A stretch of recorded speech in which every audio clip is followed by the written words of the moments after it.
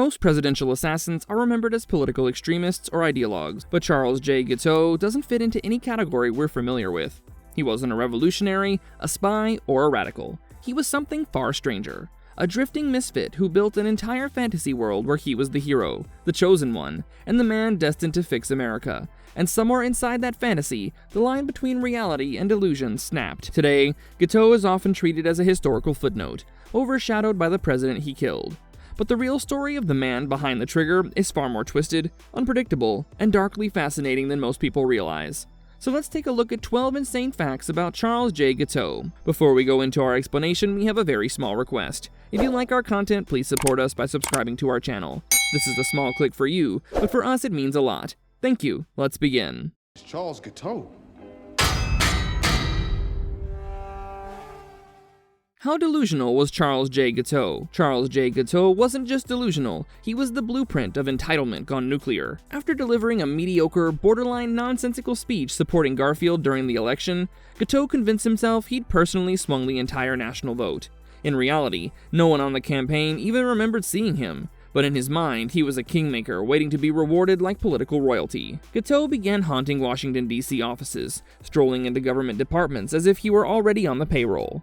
He told anyone who would listen that he deserved the position of consul to Paris, not because he spoke French, which he didn't, or because he had diplomatic experience, which he also absolutely didn't, but because, according to him, Garfield owed him a big thank you for the victory. When Garfield's administration ignored him, Guiteau's brain didn't interpret this as rejection. It twisted it into persecution. He saw himself as a brilliant strategist being unfairly denied his destiny.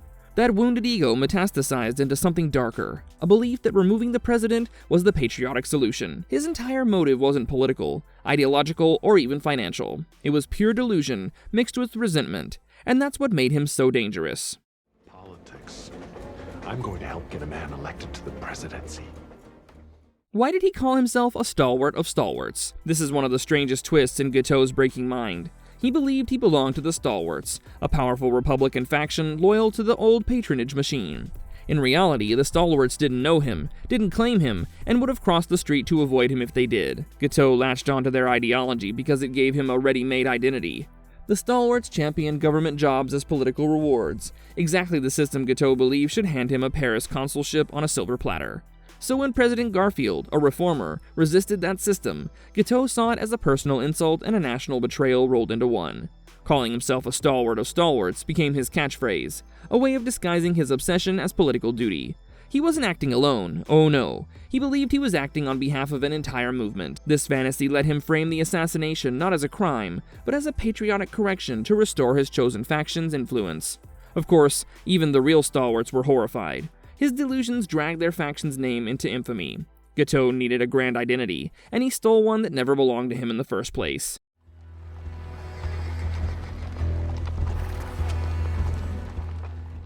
Did the Oneida community really reject him? Yes, and the story is even weirder than it sounds. Before he became a killer, Guiteau tried to reinvent himself inside the Oneida community, which was a utopian society practicing communal living and a strict spiritual code. Most people joined seeking harmony. Guiteau joined seeking validation. He saw Oneida as a place that would finally recognize his potential. Instead, the community immediately found him odd. He was socially awkward, argumentative, and desperate to be taken seriously. Members described him as self-important and intrusive, someone who demanded attention but contributed little. Even in a society built on radical acceptance, Guiteau somehow managed to stand out as someone they couldn't tolerate. The rejection crushed him. It became one of the first major blows to his fragile ego, and some historians believe it accelerated his slide into instability. He even earned a cruel nickname inside the commune, Charles Get Out, because they wished he would leave. The world kept rejecting him, and each rejection pushed him closer to the delusional universe he later built for himself. How many careers did Guiteau spectacularly fail at before the assassination? Practically every career he touched collapsed in flames, and that long chain of failures is crucial to understanding his psychological decline. Guiteau tried being a student, failed. Tried being a lawyer, barely passed the bar, bungled his cases, and constantly got sued. He tried being a preacher, but his sermons were so rambling and self-focused that the churches didn't want him back. Then he attempted writing. His book, plagiarized and chaotic, sold almost no copies. He wrote letters to newspapers and politicians demanding they promote it, insisting it would change American religious thought. Nobody listened. Another failure. He became a drifter, bouncing from city to city, living in boarding houses he rarely paid for, leaving bills, angry landlords, and confused acquaintances in his wake. Every profession rejected him, not because he lacked intelligence, but because he lacked discipline, empathy, and a grip on reality. Each failure led to the delusion that the world simply didn't recognize his greatness. So when he believed Garfield ignored his political brilliance, he wasn't just disappointed. It was the final confirmation of a lifetime of perceived injustice. His assassination plan wasn't born overnight. It was the result of years of frustration hardening into madness. Did he truly stalk Washington hotel lobbies hunting appointments? Absolutely. And this is one of the most cinematic parts of his story. The slow-building obsession that played out in broad daylight. Guiteau practically lived in Washington's hotel lobbies. He drifted around the Willard, the Riggs House, and other political hotspots like a ghost that refused to leave. He would approach congressmen, cabinet members, clerks, and anyone vaguely connected to the administration, introducing himself as if he were already part of Garfield's inner circle. He bragged about his vital election speech, handed out copies of it, and repeated his request for a diplomatic post until everyone began recognizing him. Not as a political figure, but as a nuisance. Hotel staff remembered him pacing hallways, rehearsing lines, peeking into dining rooms, and waiting near entrances to intercept officials. Some accounts describe him as sweaty, intense, and overly polite at first, but increasingly irritated as doors kept closing on him. What makes this even creepier is how his stalking escalated. When requests didn't work, he switched to justifications. When justifications didn't work, he switched to destiny. He started saying God wanted him in Paris, and soon, God wanted him to save the nation by removing the president. It was inside these hotel lobbies that Charles J. Guiteau's delusion finally sharpened into a mission. What's the real story behind his execution poem, I'm Going to the Lordy? Guiteau's execution might be the most bizarre in American history, mainly because he treated it like a stage performance. Hours before he was to be hanged, he sat in his cell writing a long, rambling poem titled, I am going to the Lordy. It wasn't a confession, and it wasn't remorse. It was more like a dramatic final monologue. Equal parts preaching, self-pity, and delusion. When he walked up to the gallows, shackled and surrounded by officials, Guiteau suddenly announced that he wanted to read his poem aloud. People genuinely thought he was joking, but he wasn't. He stood there, sweating under the summer heat, reciting the entire thing in a sing-song tone, sometimes lifting his hands, sometimes closing his eyes like a preacher delivering a revival sermon. The poem rambled about God, destiny, innocence, and how the assassination was all part of divine will. And that's not even the strangest part. Guiteau actually requested the presence of a full choir, believing his poem deserved musical backing. Officials obviously refused, leaving him to perform solo. The poem instantly became famous. Newspapers printed it in full, mocking his dramatic flair, and years later it even inspired musicians and playwrights. For Guiteau, it was his final attempt to turn himself into a misunderstood martyr, a man who genuinely believed the world would one day thank him. Was his trial a major early test of the insanity defense? Guiteau's trial tested how America defined sanity itself. From the moment he entered the courtroom, he treated the entire legal process like an opportunity for theatrics. He interrupted lawyers, corrected witnesses, argued with the judge, and even tried to fire his own attorney mid-trial. At one point, he declared he would represent himself because he understood God's plan better than any lawyer. His defense attempted to argue insanity, pointing to his long history of delusions, mood swings, and bizarre behavior. But Guiteau sabotaged this strategy repeatedly by insisting he wasn't insane. He was inspired. To him, God had ordered the assassination, and divine instruction was not madness. The press loved every minute of it. Reporters filled the courtroom, scribbling down every odd phrase, every sudden outburst, every weird smile. The public followed the trial as if it were a twisted reality show. In the end, the insanity defense failed. The jury believed he knew what he was doing, and his insistence that God commanded him only made him seem manipulative rather than mentally unwell. The trial is still cited today as one of the most chaotic, controversial insanity cases in U.S. history, a circus with a death sentence at the end. My aim was to unite the party once and for all and to save the Republic. Yes, I shot him. Guiteau said, "The doctors killed him, I only shot him." Well, this time he was not that delusional in the medical sense, which made the statement even more unsettling. Throughout his imprisonment, Guiteau repeatedly insisted that Garfield's death was not his fault. He admitted shooting the president, but argued that the wound wasn't immediately fatal and that doctors using unsterilized fingers and probes caused the infection that eventually killed Garfield. This became one of his favorite talking points during the trial. He would randomly stand up and shout, "I only shot him, the doctors killed him," as if that somehow made him innocent. It didn't, of course, but he delivered the line so confidently and so often that newspapers began printing it verbatim. Guiteau felt that his role had been exaggerated, that he should be thanked for removing Garfield rather than blamed for the president's suffering. It was another example of his warped self-image. He believed he'd done national service, and the messy aftermath was someone else's responsibility. The statement has since become one of the most infamous quotes in American criminal history, a perfect snapshot of a man utterly incapable of remorse or reality. He plotted lecture tours and even a future run for president from jail. Only Charles J. Guiteau could be sitting in a jail cell for assassinating a president and still be planning his comeback tour. While awaiting trial, and even during it, Guiteau kept telling guards, reporters, and random visitors that he expected massive fame once the misunderstanding was cleared up. He genuinely believed Americans would eventually realize he acted in the nation's best interests. So he began planning a nationwide lecture tour, a book explaining his divine mission, and yes, unbelievably, a future run for the presidency.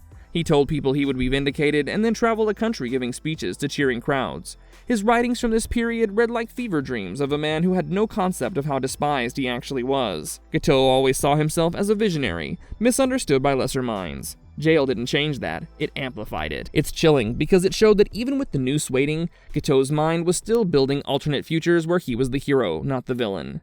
Did he truly dance to the gallows on execution day? Yes, and the image is as disturbing as it sounds.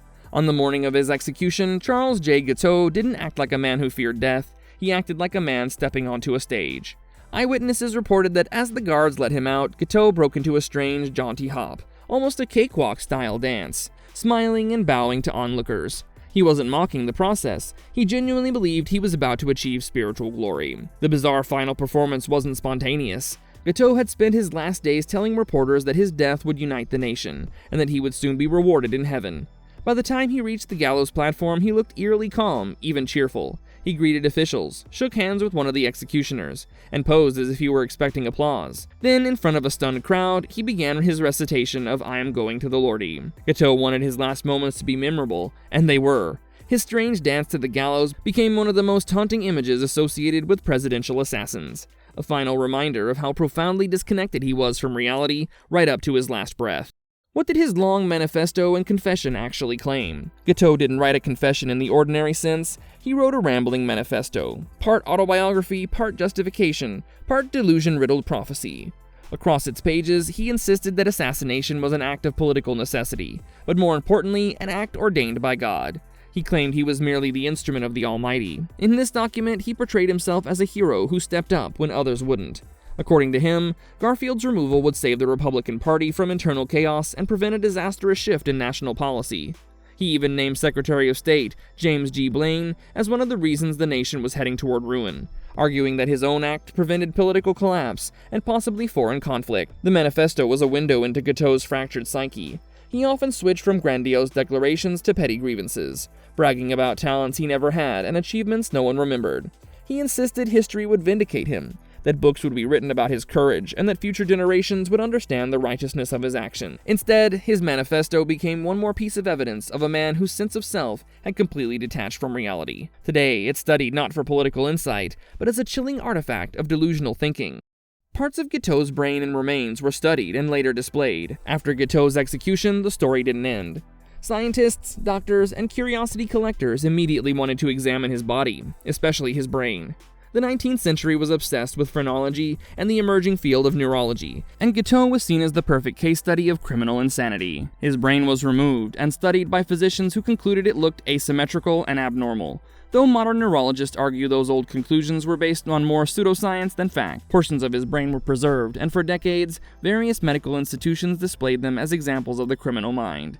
It didn't stop there. Parts of his skeleton, photographs of his body, and even his clothing circulated among collectors and medical museums.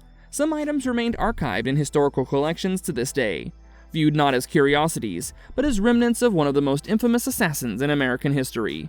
While it may seem disturbing now, this fascination reflected the era's desire to find physical explanations for madness.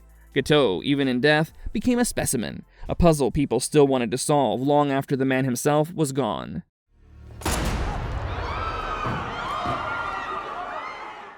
Marvelous verdict. That brings us to the end of this video. Charles J. Guiteau was a chilling reminder of what happens when ego, obsession, and delusion spiral completely out of control. His life didn't follow the path of a mastermind or a villain with a cause. It unfolded like a slow-motion collapse of a man desperate to matter, no matter the cost. If you want to see his story brought to life with gripping drama, you can watch Death by Lightning on Netflix. It's a powerful adaptation that adds even more perspective to Guiteau's chaotic world. And if you enjoyed this breakdown, don't forget to like, subscribe, and hit the bell icon for more deep dives into the strangest, darkest, and most overlooked stories from history. Tell us in the comments what bizarre or forgotten figure you want us to explore next. Your ideas keep this channel thriving. I'll see you in the next one. Thanks, everyone!